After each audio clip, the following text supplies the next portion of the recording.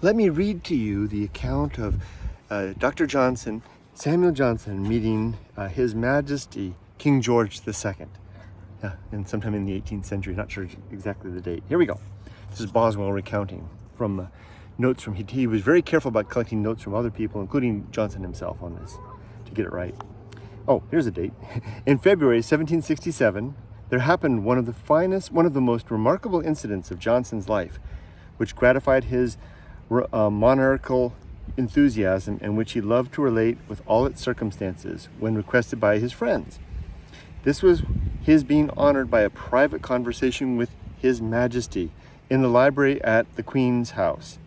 He had frequently visited these splendid rooms and noble collection of books, hold this up, which he used to say was more numerous and curious than he supposed any person could have made in the time which the king had employed.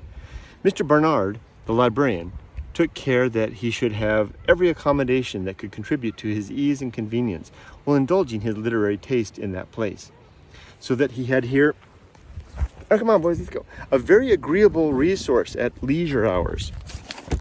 Come on boys. His Majesty, having been informed of his occasional visits, was pleased to signify a desire that he should be told when Mr. Johnson came next to the library. Accordingly, the next time that Johnson did come, as soon as he was fairly engaged with a book, on which, while he sat by the fire, he seemed quite intent, Mr. Barnard stole around to the apartment where the king was, and in obedience to His Majesty's commands, mentioned that Dr. Johnson was then in the library. His Majesty said that he was at leisure and would go to him, upon which Mr. Barnard took one of the candles that stood on the king's table and lighted His Majesty through a suite of rooms till they came to let me change the page, upside down, to a private door into the library, of which His Majesty had the key. Being entered, Mr. Barnard stepped forward hastily to Dr. Johnson, who was still in a profound study, and whispered him, "Sir, here is the king." Johnson started up and stood still. His Majesty approached him, and at once was courteously easy. His Majesty began by observing that he understood he came sometimes to the library, he being Dr. Johnson, and then mentioned his having heard that the doctor had been lately at Oxford, asked him if he was not fond of going thither, to which Johnson answered that he was indeed fond of going to Oxford sometimes, but was likewise glad to come back again. The king then asked him what they were doing at Oxford. Johnson answered he could not much commend their diligence, but that in some respects they were mended, for what they had put to press under better regulations were at that time printing polybius, whatever that is. He then asked whether there were better libraries at Oxford or Cambridge.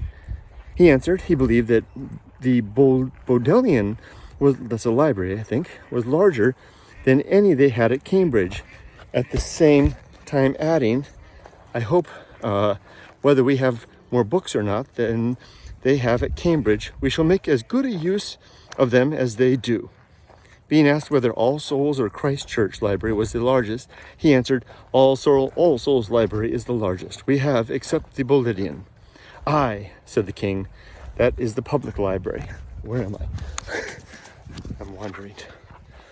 His Majesty inquired, this is the part that I like, this is the whole rest. His Majesty inquired if he was not then writing anything.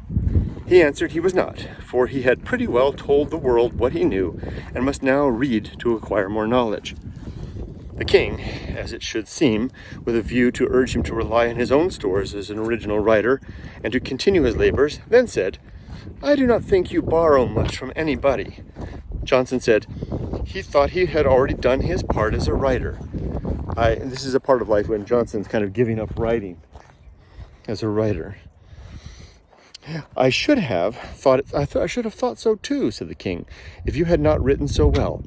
Johnson observed to me upon this, he's speaking to Boswell then, that no man could have paid a handsomer compliment, and it was fit for a king to pay.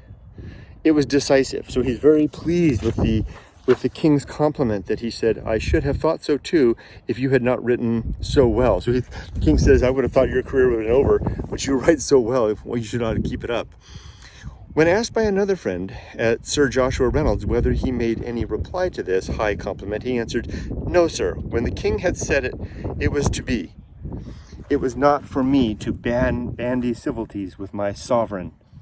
Perhaps no man who had spent his whole life in courts could have shown a more nice and dignified sense of true politeness than Johnson did in this instance. His Majesty, having observed to him that he supposed he must have read a great deal, Johnson answered that he thought more than he read, and that he had read a great deal in the early part of his life, but having fallen into ill health, he had not been able to read much compared with others. For instance, he said, he had not read much compared with Dr. Warburton, upon which the king said that he heard Dr. Warburton was a man of such general knowledge that you could scarce talk with him on any subject on which he was not qualified to speak, and that his learning resembled Garrick's acting in its universality.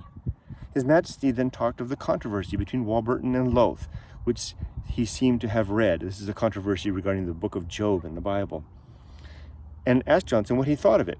Johnson answered, "Warburton has the most general, most scholastic learning. Lowe is the most correct scholar. I do not know which of them calls names best." I guess there's some name calling going on. There's a whole essay out there somewhere about this. The king was pleased to say he was of the same opinion, adding, "Do you think then, Dr. Johnson, that there was much argument in the case?" Johnson said he did not think there was. "Why, truly," said the king, "when once it comes to calling names, argument is pretty well at an end." His Majesty then asked him what he thought of Lord Lyttelton's history, which was just then published. This was the time when they were publishing a lot of books about the history of the lives of people. It was just published. Johnson said he thought his style pretty good, but that he had blamed Henry II rather too much. "Why," said the king, "they seldom do these things by halves." "No, sir," answered Johnson, "not to kings," but fearing to be misunderstood, he proceeded to explain himself, and immediately subjoined, that for those who spoke worse of kings than they deserved, he could find no excuse, but that he could more easily conceive how some might speak better of them than they deserved. There's a Air Force jet. Without any ill intention, for as kings had much in their power to give, those who were favored by them would frequently from gratification exaggerate their praises, and as this proceeded from a good motive, it was certainly excusable, as far as error could be excusable. The king then asked him what he thought of Dr. Hill. Johnson answered that he was an ingenious man. So these are all doctors, probably not medical doctors, doctors of law, doctors of literature, doctors of history, things like that. Johnson answered that he was an ingenious man, but had no veracity, and immediately mentioned, as an instance of it, an assertion of that writer that he had seen objects magnified to a much greater degree by using 3 or 4 microscopes at a time than by using one. "Now," added Johnson, "everyone acquainted with microscopes, a new thing at the time, knows that the more of them he looks through, the less the object will appear." "Why," replied the king, "this is not only telling an untruth, but telling it clumsily. For if that be the case, everyone who can look through a microscope will be able to detect him." "I know," said Johnson to his friends when relating what had passed. "I now," he said, "began to consider that I was depreciating this man in the estimation of his sovereign, and thought it was time for me to say something that might be more favorable." He added, therefore, that Dr. Hill was notwithstanding a very curious observer, and if he would have been contented to tell the world no more than he knew, he might have been a very considerable man, and need not to have recourse to such mean expedients as to raise his reputation.